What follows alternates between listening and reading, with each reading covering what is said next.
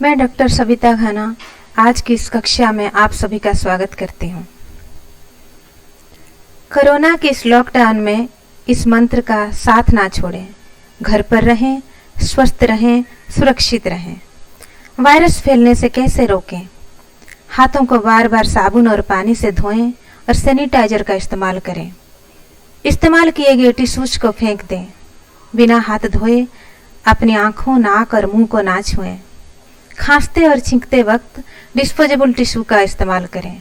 Tissue नहीं है तो छींकते और खांसते वक्त अपने बाजू का इस्तेमाल करें। जो बीमार है उनके संपर्क में ना आने की पूरी कोशिश करें। स्कूल बंद हुए बहुत दिन हो गए हैं। सब कुछ भूल गए हैं कि कुछ याद है? चलिए आप लोगों की परीक्षा हो जाए। मैं प्रश्न पूछना चाहती हूँ, पूछूं? चलिए, विश्व के सबसे ऊंचे पर्वत का नाम बताइए। याद है? याद कीजिए। हाँ,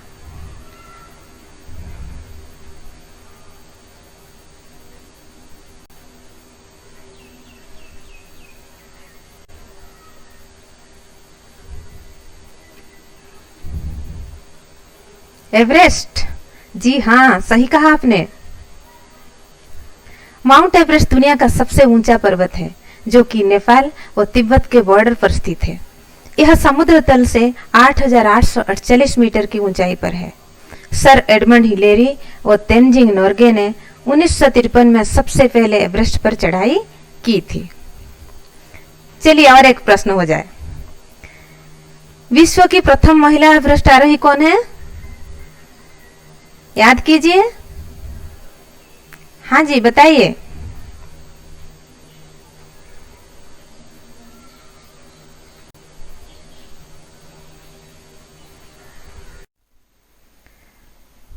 हाँ, जुंको टाबी, सही कहा आपने।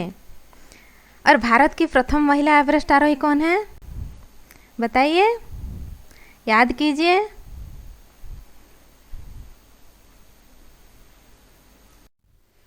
हाँ जी, सही कहा आपने, बचेंद्री पाल। चलिए सबसे पहले बचेंद्री जी का परिचय जान लेते हैं। बचेंद्री पाल का जन्म उत्तरांचल के चमोली जिले के बम्पा गांव में 26 मई 1954 को हुआ था। बचेंद्री अपनी मां हंसादेई नेगी और पिता किशन पाल की तीसरी संतान है। पिता पढ़ाई का खर्च उठाने में असमर्थ थे, अतः उन्हें 8वीं से आगे की पढ़ाई का खर्च सिलाई कढ़ाई करके जुटाना पड़ा। ऐसे विषम परिस्थितियों के बावजूद भी उन्होंने MA BEd की शिक्षा हासिल की। लक्ष्य के प्रति इसी समर्पण भाव ने इन्हें एवरेस्ट पर विजय पाने वाली पहली महिला पर्वतारोही होने का गौरव दिलाया।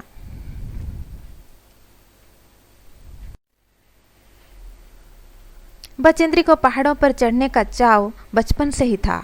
जब इनका बड़ा भाई इन्हें पहाड़ पर चढ़ने से रोकता था और इनसे छोटे भाई को पहाड़ पर चढ़ने के लिए उकसाता था, तब बचेंद्री को बहुत बुरा लगता था। वह सोचती थी कि भाई यह क्यों नहीं समझता कि जो काम छोटा भाई कर सकता है उसकी बहन भी कर सकती है।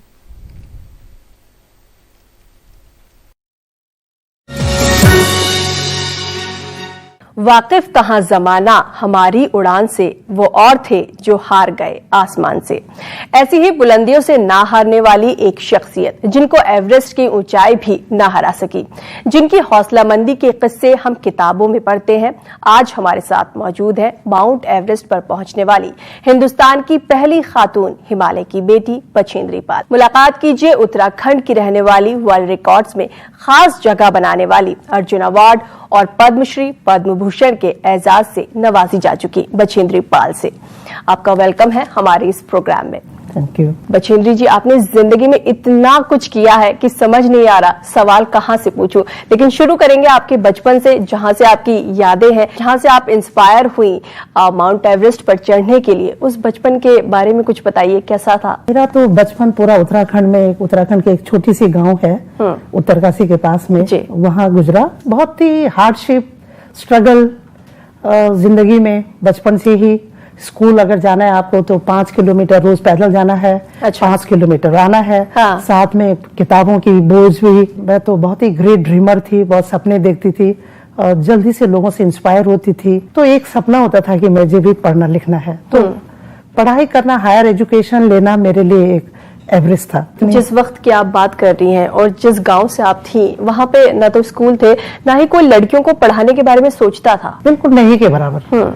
लेकिन मैंने तो सपना देखा था कि जिंदगी में कुछ करना है तो पढ़ाई लिखाई बहुत जरूरी है। हाँ। शिक्षा के बगैर जो भी मैं सपने देखूंगी वो पूरा नहीं हो सकता है, और उसको अचीव करना उतना ही मुश्किल था, क्योंकि उसमें लड़कियों की पढ़ाई के लिए इतना प्रायोरिटी तो था ही नहीं। वहां पे ये लगता था कि 8th क्लास पढ़ लिया तो काफी है, चिट्ठी विट्ठी लिखना पढ़ना आ जाता है तो काफी है। लेकिन मैं तो सेटिस्फाइड नहीं थी उतने से।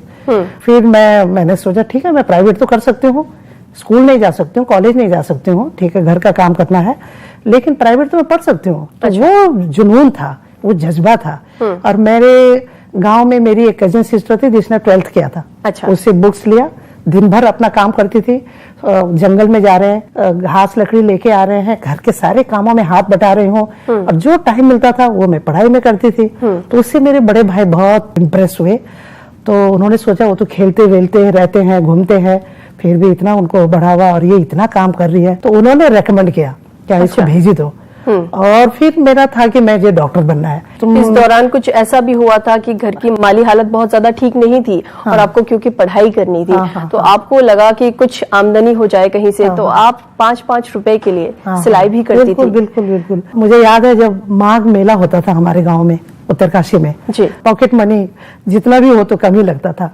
तो उस दौरान में मैं मेरे घर में एक मशीन था मेरी दीदी के, और मैं वहाँ पे उनके कपड़े सिलते थे। वैसे सिलने का कोई भी एक्सपीरियंस था नहीं, लेकिन उसमें चौक से उसको थोड़ा सा लगा के कपड़े में, और छुट्टियों के दौरान में वो सब कुछ करती थी। तो आज मैं पीछे मुड़ के देखती हूँ तो बहुत प्राउड फील होता है। उस टाइम आपको उस वक्त कभी भी ऐसा नहीं लगा होगा कि आज मैं 5 रुपए के लिए कपड़े सिल रही हूँ और एक दिन पूरी दुनिया मुझे जानेगी। बस फोकस जो सामने काम आया, जो टास्क सामने है जो आया, उसमें अपना पूरा दो, आपका 100% दो, मेहनत करो। ये चीज तो मेरे पेरेंट्स से मुझे मिला है, मेहनत और ईमानदारी, दो चीज संस्कार में आया है, बहुत स्ट्रांगली मेरे ब्लड में है। मेरे पिताजी हमेशा बोलते थे, और जो उनको मैंने देखा, गरीब रहे लेकिन कहीं पर कोई कॉम्प्रोमाइज नहीं जिंदगी में, अपने डिग्निटी, अपने स्वाभिमान के साथ में। तो वो अगर है साथ में तो कहीं ना कहीं वो रास्ता आपका कोई चोटी के ऊपर ही जाता है। अगर आप में ईमानदारी है और आप मेहनती है तो तब भी और अभी भी मेरे सोच में कोई काम छोटा बड़ा नहीं है, बिल्कुल भी नहीं है। मैं हर काम को एक एक्सरसाइज की तरह लेती हूँ, एक कसरत है, एक फिटनेस का एक एक्टिविटी है। तो वो सोच तब भी था, वो सोच अभी भी है, और ये सोच ने मुझे जरूर यहाँ तक पहुंचाने में बहुत मदद किया। क्योंकि अक्सर लोग सोचते हैं पढ़ाई लिखाई के बाद इस जंगल में घास लाना, लकड़ी लाना, ये सोचते हैं कि ये पढ़े लिखों का काम ये है और पढ़े लिखे जो नहीं है उनका ये काम है। मेरे ऐसा कुछ है भी नहीं। आप गांव की एक ऐसी औरत बनी जिसने पहली बार गांव में MA किया या BEd किया, क्योंकि वहाँ की ना स्कूल थे ना लड़कियां वहां पर इतनी पढ़ी थी। मैं तो ग्रेट ड्रीमर थी, और मुझे अपने पैर पे खड़े होना है, आगे बढ़ना है, और वो फैसिलिटीज मेरे को चाहिए अगर, तो ये पक्का था कि मुझे पढ़े लिखे होना है। तो वो मेरा पहला एवरेज था, और उसके लिए मैंने कोई कसर नहीं छोड़ी, और फिर एक रास्ता निकला, MA BEd किया। तो उससे पहले ये था कि मुझे एक डॉक्टर बनने की इच्छा थी। घर से कोई गाइडेंस नहीं था कि मैं क्या बनना, अपने आप सोचना पड़ता है, अपने आप कोई आपको गाइड करने वाला नहीं था। हाँ, पेरेंट्स लोग पढ़े लिखे नहीं है तो वो तो नहीं बोलेंगे तुमको ये बनना है वो बनना, तुमको ही डिसाइड करना है। तो कैसे डिसाइड करती थी? क्योंकि अगर आज के जमाने की बात करें तो इंटरनेट है, मोबाइल के जरिए, कंप्यूटर से लोगों को पता चल जाता है कहाँ पर क्या करना है, क्या कोर्स करना है, आगे क्या कर सकते हैं। लेकिन जिस वक्त आपने किया उस वक्त तो कैसे करती थी, कैसे पता चलता था? तब तो टीवी भी नहीं था, लेकिन जो सुनते थे, जो लोग बात करते थे कि आप ये सब्जेक्ट लेने से आप MBBS के लिए कर सकते हैं, तैयारी कर सकते हैं। और तब तो हम डॉक्टर इंजीनियर ही ज्यादा सुनते थे, और गांव में, पहाड़ों में या कहीं भी डॉक्टर इंजीनियर बहुत ही पॉपुलर एक था कि डॉक्टर बनना, इंजीनियर बनना। तो वो मेरे सोच में था। फिर मैंने बायोलॉजी लिया, साइंस लिया, लेकिन मैं तो ऐसे बहुत ही आउटडोर वाली थी, कोई डल मोमेंट मेरे जिंदगी में था नहीं। फिर भी मैंने इंटर किया विद बायोलॉजी एंड ऑल, और अपीयर भी हुई प्री मेडिकल टेस्ट में। लेकिन क्योंकि मैं स्पोर्ट्स में मेरा बहुत इंटरेस्ट था, आउटडोर में था, मैं अपने कॉलेज में गर्ल्स चैंपियन हुआ करती थी। तो उसके बाद फिर मैंने साइंस छोड़ करके फिर मैं आर्ट्स में आ गई और ये हॉबी बना के रखा कि आउटडोर में जाना, जंगलों में जाना, पिकनिक में जाना, पढ़ाई के साथ साथ चलना। हाँ, तो उसमें भी बहुत लर्निंग होता है। आप बहुत कुछ सीखते हैं वो मैनेजमेंट का। आप पिकनिक में जा रहे हैं, क्या बर्तन लेना चाहिए, क्या खाना बनाने हैं, कितने लोग हैं, खेल खेल में सीखना। ये मैं सोचती हूँ गाँव की जिंदगी जो दिनचर्या होती है, और मैं बहुत गर्व होता है कि मैं एक गांव से हूँ, इसलिए मैं आज यहाँ पे हूँ। बीएड करने के बाद आपको नौकरी भी नहीं मिली, बेरोजगार थे आप। बहुत ही पेनफुल रहा था क्योंकि इतना मेहनत के बाद, पेरेंट्स ने इतने अभाव के बाद भी मुझे इतना अपॉर्चुनिटी दिया पढ़ाई लिखाई करने का। तो वो एक साल बहुत ही मुश्किल था। छोटे छोटे स्कूल्स के ऑफर आते थे, लेकिन मैं बड़ी जिद्दी थी कि मैंने एमए बीएड किया है, जो मेरे गांव में कोई नहीं है और अगल बगल के गांव में भी एमए बीएड कोई नहीं था। तो मुझे इसका ही मैचिंग जॉब चाहिए। मैंने कहा ठीक है, मैं वेट करूंगी, लेकिन मैं कॉम्प्रोमाइज नहीं करने वाले हूँ। बछेंद्री जी आपसे बातें करेंगे, जानेंगे कि इसके बाद माउंट एवरेस्ट में चढ़ने का आपका इरादा कब बना। उसी एक साल का दौरान की बात है जब मैं बेरोजगार थी और कोई सुटेबल जॉब की बहुत इंतजार कर रही थी, अप्लाई भी किया था। तो उसी दौरान में एक ग्रेट माउंटेनियर, एक रिनाउंड माउंटेनियर कर्नल प्रेमचंद, वो किसी काम से शायद मेरे गांव विजिट किया और जब उन्होंने मेरे से इंटरेक्शन हुआ, मेरे से बात हुई, तो उनको बड़ा हैरानी हुआ कि देखो एमए बीएड लड़की यहाँ है और इस गांव में है एंड जॉब नहीं मिला है तो घर में बैठी है। तो उन्होंने कहा तुम माउंटेनियरिंग कोर्स के लिए क्यों नहीं चले जाते हो, जो कि वॉकिंग डिस्टेंस पे है। अच्छा। और तुम पढ़े लिखे लोग हैं तो माउंटेनियरिंग क्यों करना चाहिए, वो ज्यादा समझ सकते हैं। तो बस ये मोटिवेशन था और उसके बाद मैंने अप्लाई किया। 81 में मैंने फिर बेसिक कोर्स में, बस वो मेरा स्टार्टिंग था। And after that basic mountaineering course किया with noticeable performance. In the meantime मुझे एक चिट्ठी मिला इंडियन माउंटेनियरिंग फाउंडेशन, जो एपेक्स माउंटेनियरिंग बॉडी है इंडिया का, कि you have been selected for pre Everest expedition. अच्छा। और मुझे विलिंगनेस भेजना था, मैंने उसका रिस्पॉन्स भी नहीं किया। अच्छा। तो उसके बाद रिमाइंडर आया लकीली। तब तो मैं गई अपने इंस्ट्रक्टर जो थे जहां मैंने बेसिक कोर्स किया था, अपने इंस्ट्रक्टर से पास गई और उनको दिखाया, ये लेटर आया, तो ये बहुत बड़ी अपॉर्चुनिटी आपका डोर नॉक कर रही है। जब उनसे सुना तो फिर मैंने उसी समय विलिंगनेस भेज दिया और यहाँ से एक तरह से आपकी तैयारी शुरू हो गई थी और ओनली स्ट्रगल शुरू हुआ था। क्योंकि उसमें ऐसा माइंडसेट नहीं था लोगों का, माउंटेनियरिंग के लिए कोई अवेयरनेस नहीं थी। हाँ, और जैसे करना चाहिए। जैसे मुझे भी मालूम है कि आप जिस दौरान तैयारी कर रही थी, गांव के लोगों को वो समझ नहीं आता था, वो लोग हंसते थे आप पर। मैं उसके बाद बहुत ही फोकस्ड थी। अच्छा। कि एवरेस्ट एक बार मेरा गोल बन गया, एक लक्ष्य बन गया है, तो मुझे वहां तक पहुंचने में क्या होना चाहिए, एकदम हाई कमिटमेंट, एकदम डिटर्मिनेशन। तो जब मैं घर में होती तो कभी जॉगिंग के लिए चली जाती थी। अब जॉगिंग और गांव में कौन करे उस दौरान में। तो बहुत सारी औरतें जब वो खेतों में जा रही होती थी तो मुझे दूर से दौड़ते हुए देखते थे, तो सोचते थे अरे क्या हो गया। वो पूछते थे कि तुम्हारा कुछ खो गया सामान। अच्छा। तो मैं क्या बताऊं उनको। नेक्स्ट डे फिर कभी जॉगिंग करने जाती थी, जैसे मैं गाँव की औरतों को देखती थी तो मैं उस तरह फेस करके और उनको इग्नोर कर देती थी। मेरे पिताजी अप्रिशिएट करते थे, खुश होते थे, वो ये सोच के कि ये मेहनत कर रही है, इस मेहनत का कोई ना कोई मंजिल जरूर होगा। तो लेकिन उनको इस बात से कोई एतराज नहीं था कि जो हमारी बेटी है वो एवरेस्ट पर जा रही है। अब वो तो बहुत ही प्रोटेक्टिव, जैसे हर पेरेंट्स होते हैं, वो लोग सोचते थे कि वहां जाएगी, वापस आएगी नहीं आएगी। लेकिन उस समय जब मैं प्रैक्टिस कर रही होती, वो तराजू में तोल करके मेरे बैग में पत्थर डालते थे। अच्छा। मैं पहाड़ी के ऊपर पत्थर रख करके उसके बाद में घास लकड़ी, ताकि घर वाले ये नहीं सोचे कि वेस्ट ऑफ टाइम। हाँ। मैं कुछ घास लेके आ गई, लकड़ी लेके आ गई। मेरी माँ को नहीं अच्छा लगता था, बोलते थे कि गाँव वाले क्या बोल रहे होंगे, इतना तुमको पढ़ाया लिखाया, इतना हार्डशिप, इतना उसके बाद, और अब तुम ये कर रही हो, तुम क्या। तो मैं माँ को हमेशा बोलती थी कि मैं सबको कैसे बताऊं, मैं समय आएगा शायद पता चल जाएगा, लेकिन मुझे करने दो।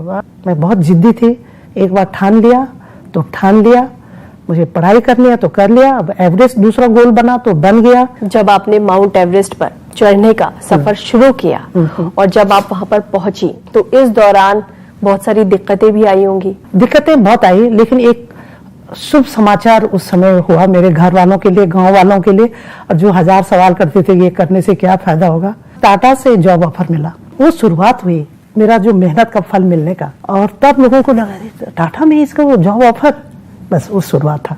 और उसके बाद तो मैं एवरेस्ट, मैंने टाटा स्टील ज्वाइन किया बिफोर एवरेस्ट, और वहां से मुझे कुछ पैसे भी मिले, एडवांस पैसे मिल गए कुछ हजार। अच्छा। और जो मेरे लिए एक बेरोजगार पर्सन, जो बेचारी दर दर घूम रही थी पहाड़ों में, तो वो मेरे लिए एक बहुत बड़ा सपोर्ट, कॉन्फिडेंस बहुत बड़ा था।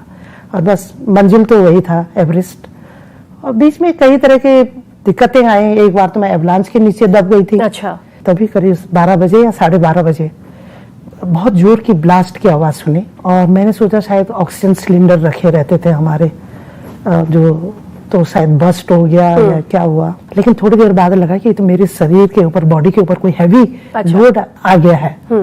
तब मुझे महसूस हुआ कि तो एवलांच के नीचे मैं दब गई हूँ। बस उस समय यही लग रहा था ये कैसी मौत है जब मुझे होश में हूं मैं कि मुझे मरना है। मुझे ये भी नहीं पता था कि मेरा टेंट कोई और भी शेयर कर रहे हैं। उस समय कुछ नहीं नजर आ रहा था, बस यही कि ये मरना है अभी, मौत। तो जो मेरा टेंट में पार्टनर थे एक लोबसांग छिरिंग, उसने, उसके पास नाइफ था, तो उससे उसने टेंट को काटा। पहले खुद बाहर निकला, फिर मुझे खींच के बाहर निकाला। अब बुद्ध पूर्णिमा की रात थी। अच्छा। बाहर एकदम ब्राइट। जैसे बाहर निकले तो देखा कि बाकी के लोग भी सब दबे पड़े हैं, बाहर निकले हैं, चिल्ला रहे हैं, रो रहे हैं, माँ माँ बोल रहे हैं। बहुत पेनफुल दृश्य था। तो जब बाहर निकली तो मैं फिर एक टेंट सेफ था जिसमें कोई सोया नहीं था। अच्छा। तो मैं उस टेंट में गई और मैंने सबके लिए हॉट ड्रिंक्स बनाया और मेरे पास कुछ पेन किलर थे, उन लोगों को दिया, क्योंकि किसी का रिब ब्रोकन था, किसी के हेड इंजरी थी, किसी का लेग फ्रैक्चर था और कुछ लोग शॉक, एकदम सदमा में थे। तो हमारे पास वायरलेस सेट होता था। तो वायरलेस सेट से हमने, जो लोअर कैम्प में हमारे लीडर थे, दर्शन खुल्लर थे हमारे लीडर, एंड और भी सपोर्ट टीम थी वहाँ पे, उनको इन्फॉर्म किया। उन्होंने रात को 1 बजे रेस्क्यू टीम भेजा। Can you imagine? हाँ। यहाँ पे हम लोग बगल में कुछ हो जाता है तो बाहर नहीं निकलते हैं। हाँ। वहाँ पे लाइफ एंड डेथ का चैलेंज लेकर के, रिस्क लेके वो लोग रात को 1 बजे चढ़े ऊपर और सवेरे 5 बजे पहुंचे हमारे कैंप में। अच्छा। एकदम खड़ी चढ़ाई। और फिर हम अपने लीडर से मिले। करीब 22,000 फीट की ऊंचाई में वो थे। मैं कुछ लोगों की फर्स्ट एड कर रही थी, क्योंकि लोगों इतने इंजर्ड वगैरह थे, तो मैं तो अपना दुख तो भूल ही गई थी। मेरे सिर के पीछे में भी चोट आई थी। अच्छा। स्वेलिंग भी हो गई थी, लेकिन मैंने बताया नहीं। तो लीडर ने सबको पूछा 1 by 1 क्या करना है आपको। जिनका इंजर्ड थे उनको तो जाना ही था काठमांडू ट्रीटमेंट के लिए, लेकिन जो लोग इंजर्ड नहीं थे, शॉक्ड थे या जो भी था, सबसे पूछा क्या करना है। तो सबने ये डिसाइड किया कि नहीं, वापस जाना है। मेरे टर्न आया तो बच्चन जी अभी तुम क्या करना चाहोगे। मैंने कहा सर गिवन अपॉर्चुनिटी मैं जरूर ट्राई करूंगी। और वो मेरा टर्निंग पॉइंट था। दैट डिसीजन जो मैंने लिया, वो डिसीजन जो लिया मैंने कि हाँ, तो वो साबित था कि आई रिमेन पॉजिटिव। मैं उस हादसे के बाद भी ये सोच रही थी कि यहाँ से बच के निकली हूँ, इसका मतलब मुझे जाना ही है ऊपर। हाँ। मुझे जरूर पहुंचना है चोटी में, चाहे कुछ भी हो जाए, वापस नहीं आना। वो मुझे और ड्राइव कर रहा था कि इसलिए तो मैं बच के निकल गई। और दूसरी बात ये भी था कि मेरे माँ हमेशा बोलती थी, कुछ बुरा होता था तो बोलते थे हाँ इसके बाद कुछ अच्छा ही होगा। तो बस डिसीजन ले लिया और कि मुझे दोबारा जाना है। वो मेरा टर्निंग पॉइंट और माई सक्सेस स्टोरी। तो बाकी लोग नीचे गए। एक ग्रुप कितने लोगों का था और ऊपर कितने लोग पहुंचे थे? तो हम लोग करीब थे 4 लोग। अच्छा। 4 लोग थे हम लोग, जिसमें एक शेरपा गाइड था और 3 हम लोग। बचेंद्री जी, आपसे बात करेंगे उस लम्हे के बारे में जब आप माउंट एवरेस्ट पर थी, तो उस वक्त कैसा महसूस कर रही थी? 23 मई 1984, 1:07, तकरीबन 29,000 फुट की ऊंचाई पर आप थी। ये वक्त आपके लिए कितनी अहमियत रखता है? उस वक्त आप क्या महसूस कर रही थी जो आपने पहला कदम माउंट एवरेस्ट पर रखा? खुद को डिस्कवर किया, अपने पोटेंशियल को रियलाइज किया कि अगर आप सपना देखो तो पूरा हो सकता है। अगर मैं कर सकती हूँ तो और भी महिलाएं कर सकती हैं। जब मैं टॉप में पहुंची तब तो खैर मेरे दिल दिमाग में एक ही ख्याल था कि कैसा सेफ रिटर्न हो, सुरक्षित वापसी का। क्योंकि जिस तरीके से एक एक स्टेप एक जिंदगी और मौत के स्ट्रगल से, फिर भी वो जो खुशी होगी, हाँ, क्या महसूस कर रही थी उस टाइम? वो मेरे लीडर ने और लोगों ने वायरलेस सेट में हमको कॉन्ग्रेचुलेट किया और पूरे देश के तरफ से हमको बधाइयां दी गई। और वो तो उसको तो सिर्फ महसूस किया जा सकता है। जब भी जिंदगी बहुत थोड़ा लोअर उसमें होती है तो वो याद करती हूँ तो एकदम बहुत एक जोश आ जाता है। जोश आ जाता है। लेकिन सेम टाइम हम बहुत चिंता होती है वापसी का, क्योंकि जाते समय आप एक एक स्टेप करके जा रहे हैं, इतना जिंदगी और मौत के बीच में। एंड रास्ते में कई बार आपको डेड बॉडीज दिखते हैं, तो वो एक भयानक दृश्य होता है। तो वापसी में तो आप, क्योंकि एक तो खुशी है आपने अचीव किया है, दूसरा थोड़ा बहुत फटिग भी है, तीसरी बात द ग्रेविटेशनल फोर्स जो होता है वो नीचे की तरफ। तो एक step wrong means without any effort you are thousands and thousands feet down. तो वो था माइंड में। मैं तो साथ में दुर्गा की मूर्ति और हनुमान चालीसा लेके गई थी। अच्छा। और वो मुझे बहुत स्ट्रेंथ भी देती थी कि लगता था मेरे पास शक्ति है, कुछ पावर है।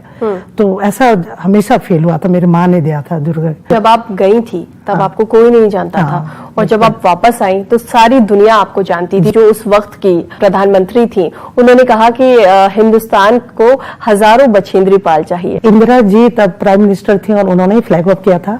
वापसी में उन्होंने घर में बुलाया था और ये कहा कि बछेंद्री अभी क्या करना चाहोगी? तो मैंने कहा मैं यूथ में ये प्रमोट करूंगी, मतलब विमेन में, रूरल विमेन में भी, ताकि लोग मेहनत करें स्पोर्टिंग वे में। और उससे ज्यादा एक मजेदार बात ये हुई कि जब मैंने माउंटेनियरिंग शुरू किया था, मैं प्रैक्टिस कर रही होती थी अपने गांव में, तो लोग यही पूछते थे पहाड़ चढ़ के क्या होगा, मजाक पहाड़ चढ़ के क्या होगा? तो उसका रिप्लाई, उसका जो जवाब था वो मिला इंदिरा जी से ही। मेरे काठमांडू से, नेपाल से इंडिया आने तक इन बिटवीन इंदिरा जी का कोई टूर था शायद उत्तरकाशी में। उन्होंने मेरे गांव की तरफ इशारा करके बोला कि देखो बछेंद्री यहाँ से आती है। उसने मेहनत किया और उसने देश में अपना नाम एक बनाया।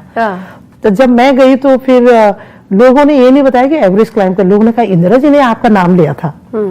तो जवाब जो लोग पूछते थे कि क्यों एवरेस्ट चढ़ के क्या होगा, वो जवाब जो इंदिरा जी के मुंह से सुना तो बहुत बड़ी बात थी। लोगों ने इतना प्यार, इतना सम्मान, अवार्ड, रिवॉर्ड, बिल्कुल मेरे काठमांडू से यहाँ पहुंचते ही Padma Shri and then Arjuna award and all, बहुत। और उससे ज्यादा जो प्यार और सम्मान था उसकी तो मुर्दा भी खड़ा हो सकता है, इतना ज्यादा था। तो लेकिन उसके साथ में एक बड़ी जिम्मेदारी भी आती कि व्हाट इज नेक्स्ट। उस टाइम पर जहाँ लड़कियों को बाहर निकालना में बहुत मुश्किल था, तब टाटा स्टील ने एक डिपार्टमेंट बना के और मुझे एम्पावर किया एडवेंचर के फील्ड में। ये बहुत बड़ी अभी भी आप उसी के साथ जुड़ी हुई है, उसी फाउंडेशन के साथ। और मुझे ऐसा लगा जैसे एक एवरेस्ट से उठा के मैं दूसरे एवरेस्ट में। उसके बाद मैं कभी चुप नहीं रही और दूसरी महिलाओं के लिए भी मैंने 93 में मैंने एवरेस्ट एक्सपीडिशन लीड किया था, इंडो नेपलिस। और बहुत अपोजिशन था, विमेन लोग कहाँ एवरेस्ट कर पाएंगी एंड ऑल विमेन टीम। और ऐसा लगता था कि शायद ये इसका टाइम अभी आया नहीं है। लेकिन ट्रेनिंग अच्छी थी,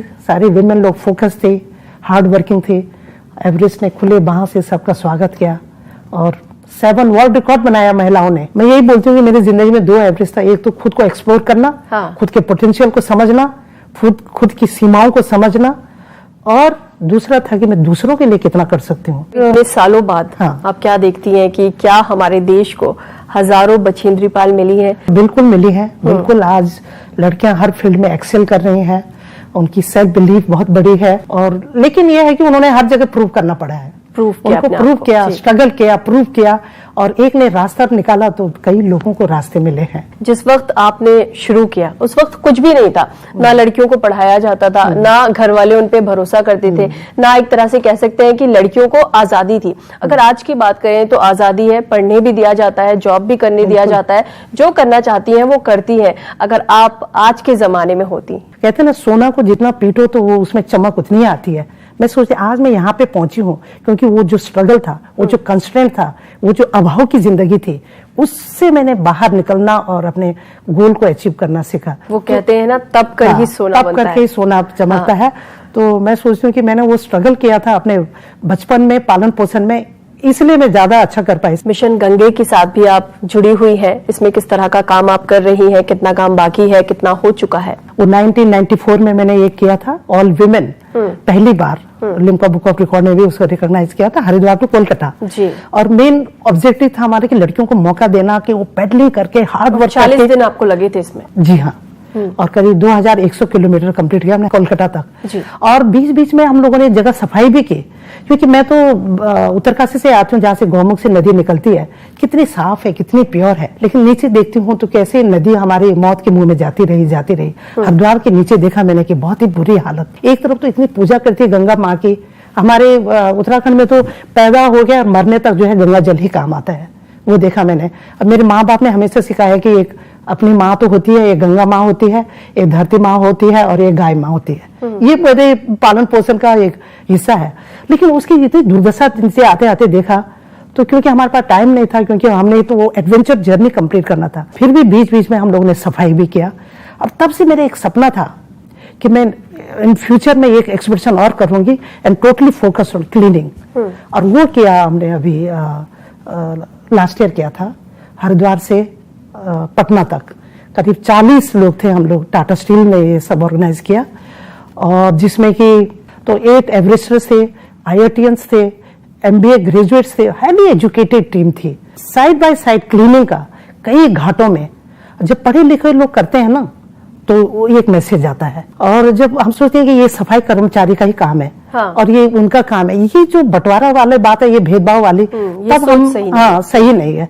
तो जब पढ़े लिखो ऐसे कर रहे थे, अब मैं कर रही हूँ ग्लव्स पहन के और कचरा उठा रही हूँ कोई चीज, तो डेफिनेटली एक मैसेज आता है। इसके अलावा आप 500 किलो गार्बेज माउंट एवरेस्ट से भी लेकर आई काठमांडू। ये मेरा हमेशा रहा है कि समाज के लिए और अपने देश के लिए, उस स्वच्छता के लिए है। इतना पोल्यूशन है, और एवरेस्ट जैसी जगह जितना साफ सुथरा सफेद बिल्कुल चादर की तरह, वहां पर भी इतने लोग जाते हैं। तो तब वहां से हमने कभी 500 केजीज वॉलेंट्री लाए। अब तो कंपल्सन है, अब अगर लेके नहीं आते हैं आप तो फिर आपको पेनल्टी पे करना पड़ेगा। तो सिर्फ पहाड़ चढ़ने के अलावा और भी मैंने बहुत कुछ किया। सुपर साइक्लोन जब हुआ था उड़ीसा में, तो मैं वहां पे थी 1-1.5 महीना, और क्या नहीं किया हमने। तो इसके पीछे मेरे ये है कि जब एवरेस्ट चढ़ने के लिए बहुत जज्बा, जुनून और चैलेंजेस होती है, हार्डशिप होती है, वहां पर वो सोच किसी का ये काम छोटा है ये बड़ा है, उससे ऊपर काम करते हैं लोग बाग। तो वही स्पिरिट, वही जज्बा, वही जुनून इन कामों में भी होना पड़ता है। और किसी अचीवमेंट का डेफिनेशन भी यही है कि आपके अचीवमेंट से कितने लोगों को उससे फायदा हुआ। नहीं तो क्या है, एक अचीवमेंट करो और ग्लोरीफाई करते रहो जिंदगी भर। आज की जो यंग जनरेशन है उनसे आप क्या कहना चाहेंगे, आपका मैसेज उनके लिए क्या है? जरूर कोई लक्ष्य होना चाहिए, लक्ष्य के बगैर तो जिंदगी कुछ है ही नहीं। और जो भी अपॉर्चुनिटी मिले, जो भी कुछ करना चाहिए, अपने को सेल्फ बिलीफ होना बहुत जरूरी है। और हर इंसान में कोई स्ट्रेंथ एंड इम्प्रूवमेंट एरिया होता है, और अपने स्ट्रेंथ को आगे बढ़ाएं, और जो इम्प्रूवमेंट एरिया है उसमें जरूर वर्कआउट करें। आज से 35 साल मैंने एवरेस्ट क्लाइंब किया, कभी पीछे मुड़ के नहीं देखा। तो लगता है एक जिंदगी बहुत छोटी है बहुत कुछ करने के लिए। बछेंद्री जी, आप हमारे स्टूडियो में आई, आपने अपनी जिंदगी से जुड़े छोटे छोटे और बड़े बड़े हर पहलू बताए। आपका यहाँ आने के लिए बहुत बहुत शुक्रिया। थैंक यू सो मच, बहुत बहुत शुक्रिया। तो ये थी माउंट एवरेस्ट पर पहला कदम रखने वाली हिंदुस्तान की पहली खातून बछेंद्री पाल। आपसे फिर मुलाकात होगी अगले हफ्ते किसी ऐसी ही बुलंद हस्ती के साथ। फिलहाल हमें दीजिए इजाजत। आदाब।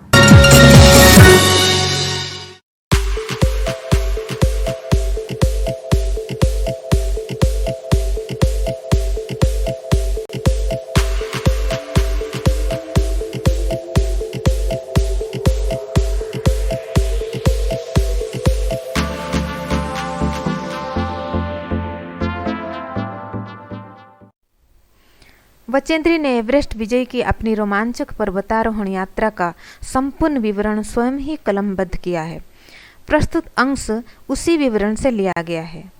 चलिए देखते हैं आज का पाठ, एवरेस्ट मेरी शिखर यात्रा। चलिए देखते हैं बचेंद्री जी क्या लिखी हैं।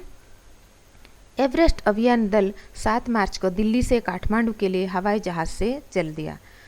जो दल बनाया गया था वह दल दिल्ली से काठमांडू के लिए हवाई जहाज यानी एरोप्लेन से चल दिया। एक मजबूत अग्रिम दल बहुत पहले ही चला गया था, जिससे कि वह हमारे बेस कैंप पहुंचने से पहले दुर्गम हिमपात के रास्ते को साफ कर सके। ये लोग जाने से पहले और एक दल, अग्रिम दल मतलब आगे जाने वाला दल एक जा चुका था, और वे क्या काम कर रहे थे, हिमपात के रास्ते को साफ कर रहे थे। नमचे बाजार शेरपा लैंड का एक सर्वाधिक महत्वपूर्ण नगरीय क्षेत्र है। नमचे बाजार वहाँ के जो एवरेस्ट के पास के जो बाजार का नाम है नमचे बाजार, इस शेरपा लैंड का एक सर्वाधिक महत्वपूर्ण नगरीय क्षेत्र है। शेरपा लैंड यानी जहाँ पर शेरपा लोग रहते हैं उस लैंड को कहा जाता है शेरपा लैंड। तो अभी प्रश्न उठता है कि शेरपा कौन है। शेरपा तिब्बत और नेपाल की सीमा पर रहने वाले आदिवासी जो पहाड़ चढ़ने में माहिर होते हैं, उनको शेरपा कहा जाता है।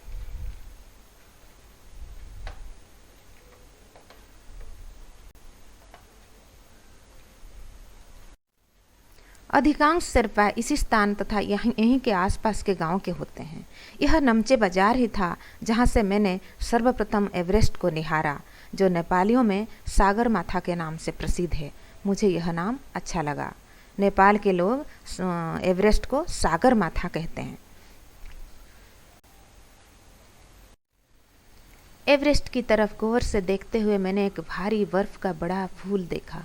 जो पर्वत शिखर पर लहराता एक ध्वज सा लग रहा था। लेखिका ने जब गौर से देखा तो सबसे ऊपर एक भारी बर्फ का बड़ा फूल जैसा कुछ दिख रहा है, और वो फूल पर्वत के ऊपर जैसे ध्वजा टंगा हुआ है, ध्वजा यानी झंडा लगा हुआ है, उस तरह उनको लग रहा था। मुझे बताया गया यह दृश्य शिखर की ऊपरी सतह के आसपास 150 किलोमीटर अथवा इससे भी अधिक की गति से हवा चलने के कारण बनता था, क्योंकि तेज हवा से सूखा बर्फ पर्वत पर उड़ता रहता था। तेज हवा के कारण सूखा बर्फ वहाँ पर उड़ने के कारण सबसे ऊपर एक बड़ा सा फूल जैसा और ये ध्वज जैसा, झंडा जैसा भी लेखिका को लग रहा है। शिखर पर जाने वाले प्रत्येक व्यक्ति को दक्षिण पूर्वी पहाड़ी पर इन तूफानों को झेलना पड़ता था, विशेषकर खराब मौसम में। देखिए 150 किलोमीटर से भी ज़्यादा गति से हवा चलना ये तूफान से कुछ कम नहीं है, तो शिखर पर जाने वाले प्रत्येक व्यक्ति को इन तूफानों को झेलना पड़ता था।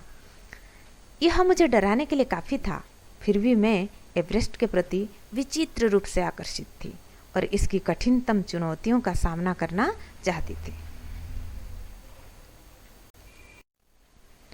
जब हम 26 मार्च को पेरिस पहुंचे, हमें हिमस्खलन के कारण हुई एक शेर्पा कुली की मृत्यु का दुखद समाचार मिला।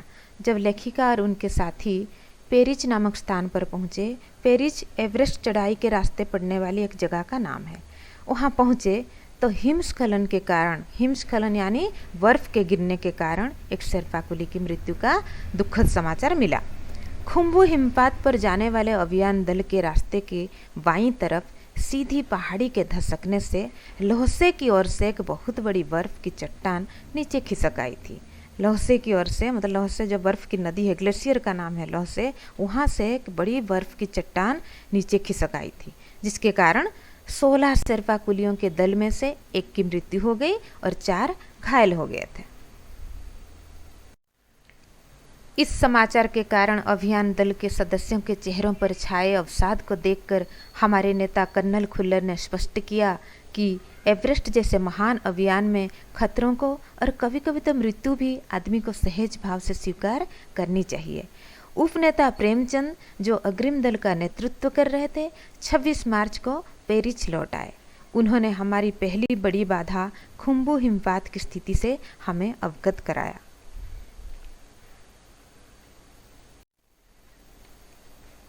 उन्होंने कहा कि उनके दल ने कैंप 1 जो हिमपात के ठीक ऊपर है, वहाँ तक का रास्ता साफ कर दिया है।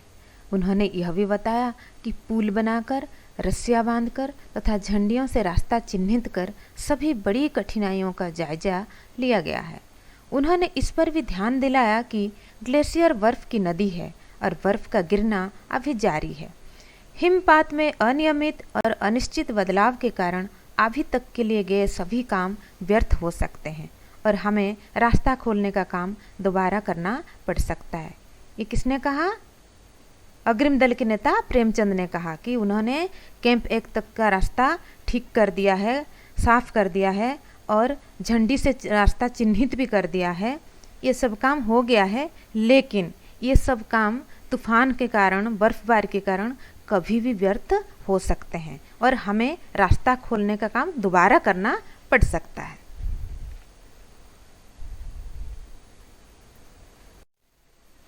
बेस कैंप में पहुंचने से पहले हमें एक और मृत्यु की खबर मिली। जलवायु अनुकूल ना होने के कारण एक रसोई सहायक की मृत्यु हो गई थी। निश्चित रूप से हम आशाजनक स्थिति में नहीं चल रहे थे। एवरेस्ट शिखर को मैंने पहले 2 बार देखा था, लेकिन एक दूरी से। बेस कैंप पहुंचने पर दूसरे दिन मैंने एवरेस्ट पर्वत तथा इसकी अन्य श्रेणियों को देखा। मैं भौचक्की होकर खड़ी रह गई और एवरेस्ट, लोहसे और नुस्से की ऊंचाइयों से घिरी बर्फीली टेढ़ी मेढ़ी नदी को निहारती रही। एवरेस्ट पर बहने वाली लोहसे और नुस्से आदि नदियों को लेखिका देखती रह गई।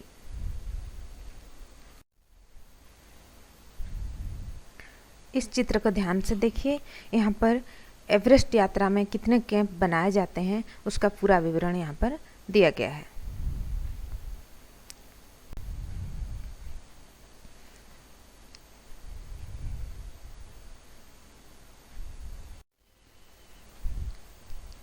हिमपात यानी बर्फबारी अपने आप में एक तरह से बर्फ के खंडों का अव्यवस्थित ढंग से गिरना ही था। हमें बताया गया कि ग्लेशियर के बहने से अक्सर बर्फ में हलचल हो जाती थी। ग्लेशियर यानी बर्फ की नदी बहने से आसपास के बर्फ में हलचल हो जाती थी, जिससे बड़ी बड़ी बर्फ की चट्टानें तत्काल गिर जाया करती थी और अन्य कारणों से भी अचानक प्रायः खतरनाक स्थिति धारण कर लेती थी। सीधे धरातल पर दरार पड़ने का विचार और इस दरार का गहरे चौड़े हिमविदर में बदल जाने का मात्र ख्याल ही बहुत डरावना था। ये देखिए हिमविदर यानी खाई जैसी, यहाँ पर जो चित्र आप देख सकते हैं, इस चित्र में किस प्रकार खाई जैसी बनी हुई है, पहाड़ में दोनों बर्फ के बीच में खाई जैसी। यहाँ पर गिरने से मृत्यु सुनिश्चित है। इससे भी ज़्यादा भयानक इस बात की जानकारी थी कि हमारे संपूर्ण प्रवास के दौरान हिमपात लगभग 1 दर्जन आरोहियों और कुलियों को प्रतिदिन छूता रहेगा। ये प्रतिदिन की बात है कि हर रोज़ 10-12 लोग यहाँ पर प्रभावित होंगे, किसी को चोट लगेगी, किसी की मृत्यु भी हो सकती। दूसरे दिन नए आने वाले अपने अधिकांश सामान को हम हिमपात के आधे रास्ते तक ले गए। डॉक्टर मीनू मेहता ने हमें एल्यूमिनियम की सीढ़ियों से अस्थायी पुलों का बनाना, लट्ठों और रस्सियों का उपयोग, बर्फ की आड़ी तिरछी दीवारों पर रस्सियों को बांधना और हमारे अग्रिम दल के अभियांत्रिकी कार्यों के बारे में हमें विस्तृत जानकारी दी। अभियांत्रिकी यानी तकनीकी काम, टेक्निकल वर्क जो है, और जो अस्थायी पुलों का बनाना, लट्ठों और रस्सियों का किस प्रकार उपयोग करना, बर्फ़ की आड़ी तिरछी दीवारों पर रस्सियों को किस प्रकार बांधना। यहाँ पर आप चित्र में आप देख सकते हैं किस प्रकार पुल बनाया गया, एल्यूमिनियम की सीढ़ी बनाई गई, ये रस्सी बांधकर किस प्रकार चढ़ाई कर रहे हैं, ये सब जानकारी मीनू मेहता ने दी। तीसरा दिन हिमपात से कैंप 1 तक सामान ढोकर चढ़ाई का अभ्यास करने के लिए निश्चित था। दूसरे दिन की चढ़ाई देखिए। रीता, गंबू तथा मैं साथ साथ चढ़ रहे थे। हमारे पास एक वॉकी टॉकी था जिससे हम अपने हर कदम की जानकारी बेस कैंप पर दे रहे थे। बेस कैंप पर कर्नल खुल्लर थे। कर्नल खुल्लर उस समय खुश हुए जब हमने उन्हें अपने पहुंचने की सूचना दी, क्योंकि कैंप 1 पर पहुंचने वाली केवल हम 2 ही महिलाएं थीं। अंगद्वर जी, लोफसांग और गगन बिस्सा अंततः साउथ कोल पहुंच गए। अंगद्वर जी, लोफसांग और गगन बिस्सा साउथ कोल कैंप तक पहुंच गए थे और 29 अप्रैल को 7,900 मीटर पर उन्होंने कैंप 4 लगाया था। यह संतोषजनक प्रगति थी।